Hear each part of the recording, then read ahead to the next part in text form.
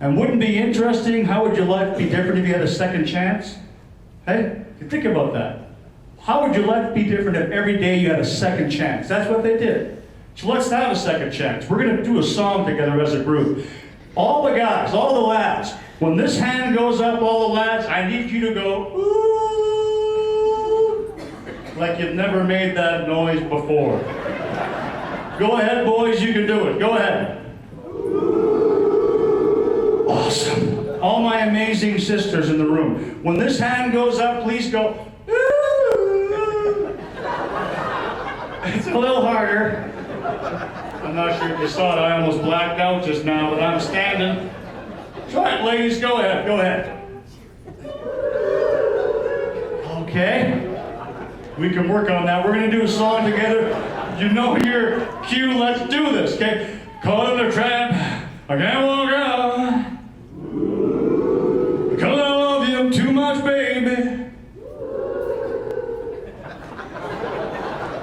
Really, ladies? That's all you have in the tank? Yeah. All the fire chiefs, and they're sitting there going, we can do this. Come on, let's do this. Woo! And then you ladies just went, I am not making that noise. Did some research. You know what the #1 fear of Western Canadians is? Prairie people? Sharks. Well, sure. But we're on like 2,000 square feet of bedrock, my friend. You're safe. Because of that damn movie Jaws, that scared the hell out of us. You were from Red Deer in the 70s or 80s watching Jaws, you lost your mind. Every time you saw that shark fin, dun, dun, that scared the heck out of you. You know, and then we get ridiculous phobias. I'm not going in Sylvan Lake. What are you talking about? You ever seen Jaws? What if like it was raining in Vancouver and a shark got on a semi-trailer somehow because it flooded and drew over the Coquihalla somehow, and all of a sudden it's raining by Sylvan Lake and the semi stops and the shark rolls in Sylvan Lake and I jump in and boom, there goes my pinky toe.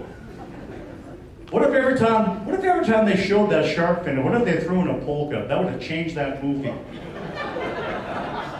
Hey. Dun, dun, dun, dun, dun, dun, dun, dun, dun, dun. Now it's a happy wedding movie, isn't it?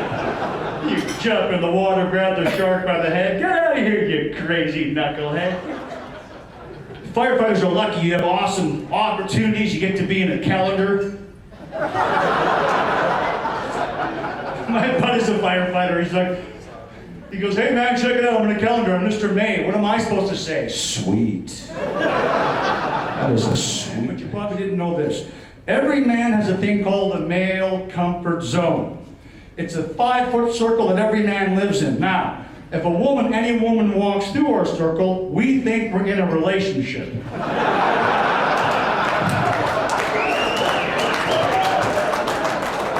That's how insecure we are. I know it's the reason why I can't go on elevators. 70 floors of heartbreak. Because of their habits. Do you ever notice your habits are your results? You keep doing the same thing, you keep getting the same result, but when you think from the other side of the circle, all of a sudden you have whole new possibilities. We need to think outside of who we are. Don't listen to your inner critic. Find the theme and who you are as a person. And number 3 is be a kid. Kids are awesome. Be a 5-year-old. They're awesome.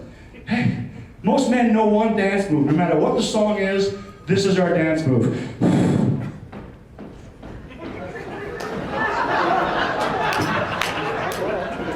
If it's a fast song, we do that faster like we're paying the rent. Unless we've been drinking, we'll try something funky like move this hand twice. Look what I'm doing. Look what I'm doing. Then right back to the moneymaker, eh? If you're honest, man, if you are honest, man, you know you are your habits. You know your habits are your results. And you know that your wife is the reason why you are the man who you are. She asks you to be better. She makes us feel, she makes us think, she makes us say sorry. Sveen. Sveen is Norwegian for fire. It's a cool name, by the way. My name is a sound that a pirate makes when he pulls out a sword. Eh? Sveen. Sveen. So someday if you're on holidays and you get accosted by a swashbuckler, and they pull out that Sveen, you're gonna go, we saw that guy in red there. He's pretty good. He's funny. He's giggling. So I hear my name, Paul Sveen. And when you hear your name for the first time when you go on stage, I heard it in slow motion. Paul. Terrified. And I walk up there, I was supposed to do 5 minutes, which is odd. Because the first time I had to do 5 minutes, my inner critic said, 5 minutes? What? What? And then 5 years later, I had to do half an hour. What? Half an hour? What? If you're always listening to your fear, if you're always listening to your inner critic, you're always carrying your fear with you. No matter how much you seem to progress in life, you're always going, what? That's why it's better to be a 5-year-old. Kids don't care. They're awesome. Fearless. I walk on stage, I had some jokes, and then my brain went blank. Forgot everything. Heard 2 minutes of silence, and then this voice in me said, man, I gotta get off this stage. I apologize. And where I thought the stairs weren't. I walked off the edge of the stage onto a table. And the table collapsed and all the drinks fell on me.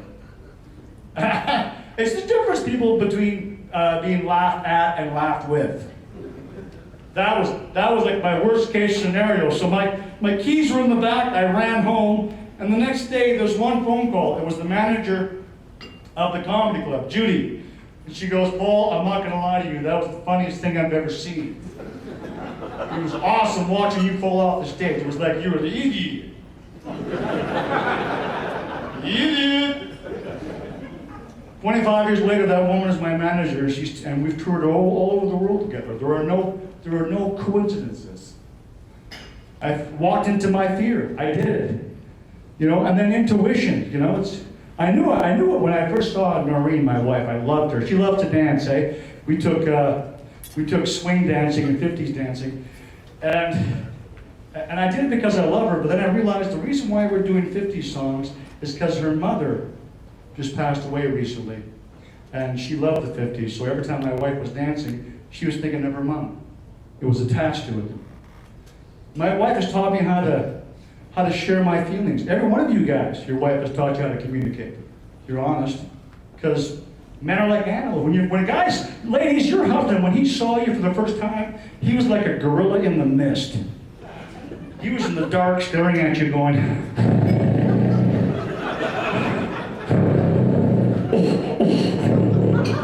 Pointing and grunting, huh? And then he got the courage to go and talk to you, but he had to have some drinks first, let's be honest. He swung over to you on 10 Ryan Cokes like they were vines.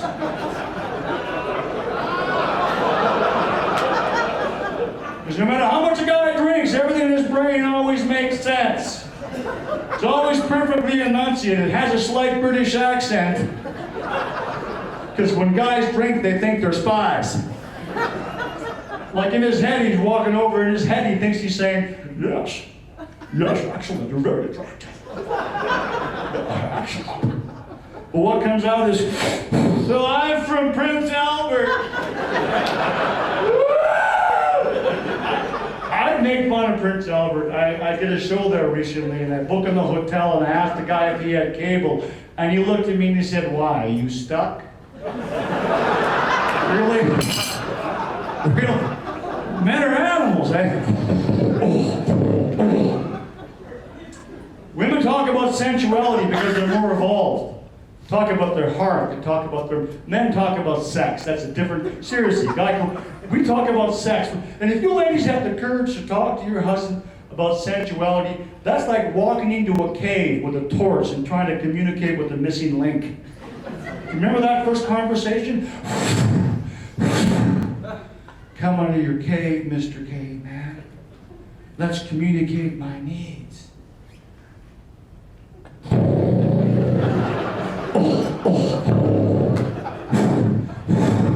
Come out of your cave, Mr. Caveman. Let's talk about my erogenous zones. Huh? I know my buddy's wife said that if he loved her, he'd find her G spot. He went looking for it. Turns out it's in her cousin.